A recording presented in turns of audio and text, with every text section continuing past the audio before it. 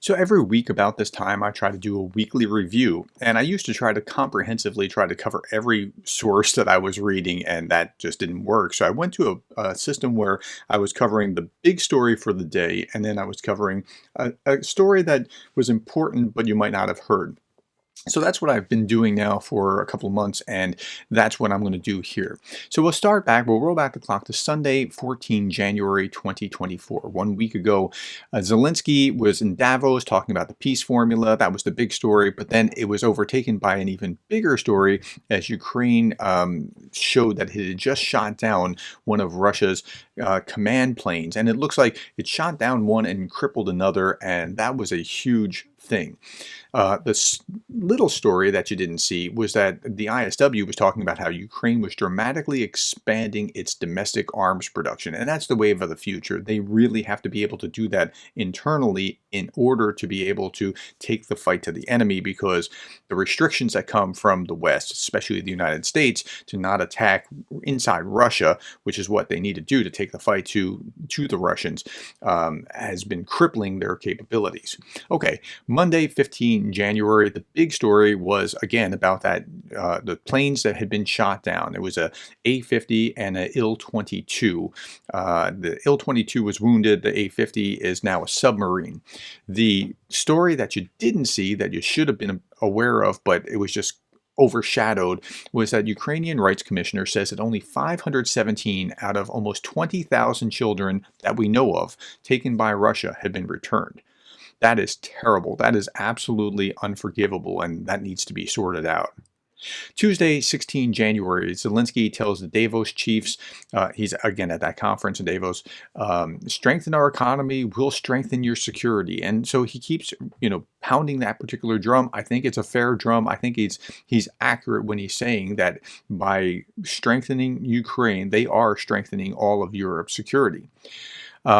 What you didn't see, unless you watch my three big stories regularly, I do these every night, was that there's an investigative story from Ukraine where men fake divorces and custody lawsuits to avoid the draft. So they get a fake divorce, they get a judge to rule that, yes, you're divorced, and now the man gets custody. And if that happens, then they can't be sent to the front because they're responsible for the children, and that's the way that the law is written right now.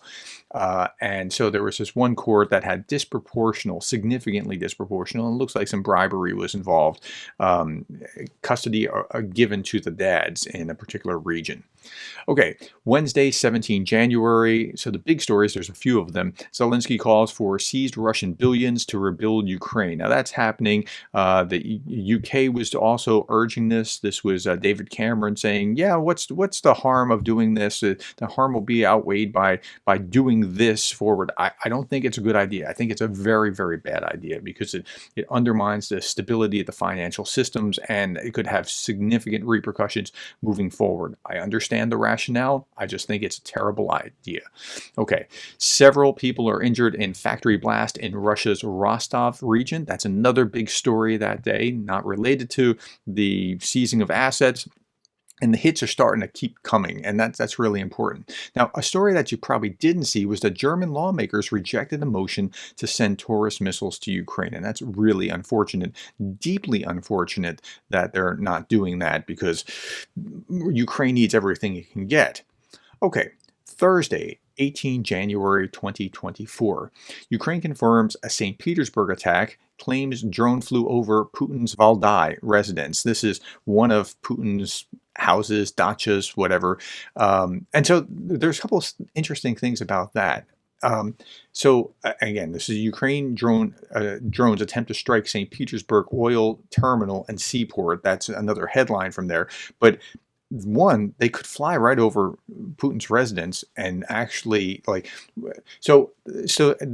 this St. Petersburg attack, I didn't see any big booms. I saw the oil refinery in the picture. I didn't see anything on fire, and when I was trying to find something, but that they could get it there, and they got it there with this really inexpensive drone, that they could go that far and not be shot down, and they could fly over one of Putin's residences. Like, you could have hit Putin's residence. I don't know why you would. There's nothing really of any great value there. It's far better to hit an oil refinery. It's a legitimate target, and it actually will cost them significantly if you can hit it. So, but that they could go that distance was really, really interesting and important. Okay, the stories, there's two of them that you didn't see that are very important are these. First, Lavrov was talking about how the Holocaust doesn't give Israel impunity. Now, he's kind of right, but he means something more than that. Like, just because you had the Holocaust, Israel, doesn't mean you can, like, Holocaust other people, let's say. But that's not what he was saying. He was saying this, to quote, the Soviet people were also subject to the Nazi genocide, but Russia doesn't have carte blanche in the global arena, he says. Okay, first, you were not subject to Nazi genocide in the same way that Israel was. Israel didn't have a state, and Jews were just exterminated for being Jews. The Nazis were trying to take over your land, that's true, and they were trying to kill you so that they could take your land, but that was of a different category entirely. But like, it was just such a weird thing for Lavrov to say. He should know better. Second one was artillery coalition for Ukraine gathers in Paris as France pledges 78 howitzers for Kyiv.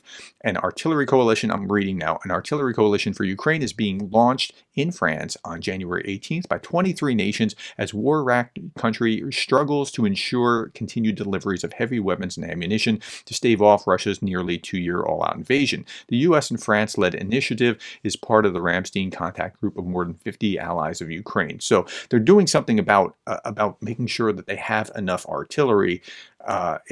Again, everything seems to be too late. Like you wait until there's a problem and then try to solve it rather than try to work it out ahead of time.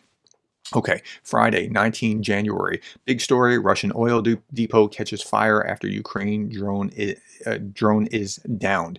Now, this was in Klinsky. Klinsky is not the last one we were just talking about. There's another one, and the hits keep coming here. Okay, now the story that you might not have heard about is Moscow revives Stalin's smirch to hunt down resistance in occupied Ukraine. I've been saying for a long time now, like, Russia is re-Sovietizing, but not with Marxism. They're re-Stalinizing, but not re-Leninizing, if that makes sense. They're becoming more authoritarian, but not becoming more ideological. So the smirch was like these guys, CIA, well, not CIA, FBI like, but like bad kind of version of this, trying to hunt down people inside the country that are maybe subversive. So here I'm going to read on 4 December 2023, Russian Duma deputy Andrei Gerdes, lieutenant general in the Duma Defense Committee, announced the creation of smirch in occupied parts of Ukraine. He used the aggressor state's term, Russia's new regions. Right? That's talking about those 4 oblasts that they stole. The aim of smirch, he claimed, was to, quote, fight saboteurs and spies, unquote, and he called for smirch to be revived throughout Russia. How about that? Okay, they're re-Sovietizing.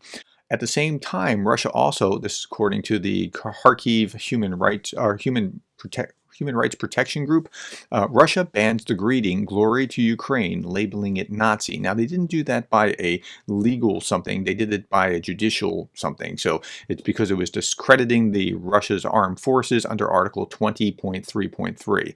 And so, yeah, really well done. You're re-Sovietizing. You're becoming more of an authoritarian state.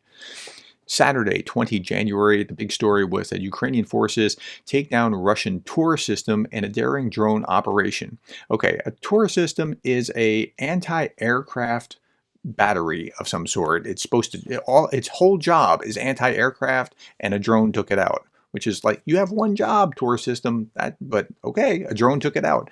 So there was another big story that same day. Ukraine's blackjack hackers, and if you watch my 3 stories, you would have heard this. Blackjack hackers breached 500 Russian military sites and caused chaos in military intelligence. So they hacked and got the specs of 500 Russian military sites, and they got a treasure trove of information about how the Russian military is laid out across Russia.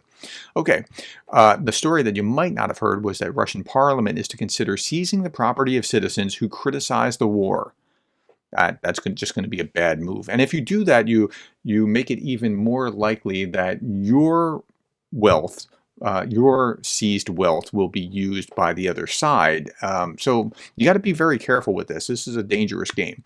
Here I'm going to read Vladimir Volin, Speaker of the Duma, an institution controlled by the Kremlin, said that he planned to submit the bill on January 22nd. Quote, anyone who tries to destroy Russia, betray it, must accordingly be punished and compensate the state with their property for the damage caused, he said in a Telegram post on 20 January. Well, again, you're playing a very dangerous game because that can go the other way as well. Sunday, 21 January, the big story was that Ukraine drones hit St. Petersburg gas terminal in Russia. Again, the gas terminal is important because, one, you're destroying the resource itself, the liquefied natural gas or whatever kind of fuel is going to be exported, and you're preventing that money from flowing into the economy. So, and you have to rebuild the terminal pieces or whatever else, shut it down for a while, that kind of thing. So this could be very, very big. The other story that you wouldn't have heard because it happened after I did 3 big stories, unless you're paying really close attention to the news, is in the United States, Ron DeSantis dropped out of the presidential race, and that leaves only Trump and Haley as contenders for the Republican Party. Now, Trump is clearly a frontrunner, but Haley is the only candidate who has been in this race from the very beginning, full-throatedly supporting Ukraine. So if you're looking for a candidate from the other side, not Biden, Biden and the Democrats, but from the Republican side who supports Ukraine, it's Haley, and she'll have my vote. I did an entire video about her. You can see that here, and I hope that you do because it'll give you some context about what you're going to see moving forward. Okay, that's the weekly review. Thank you for your time, and thank you for being the kind of person that cares about Ukraine.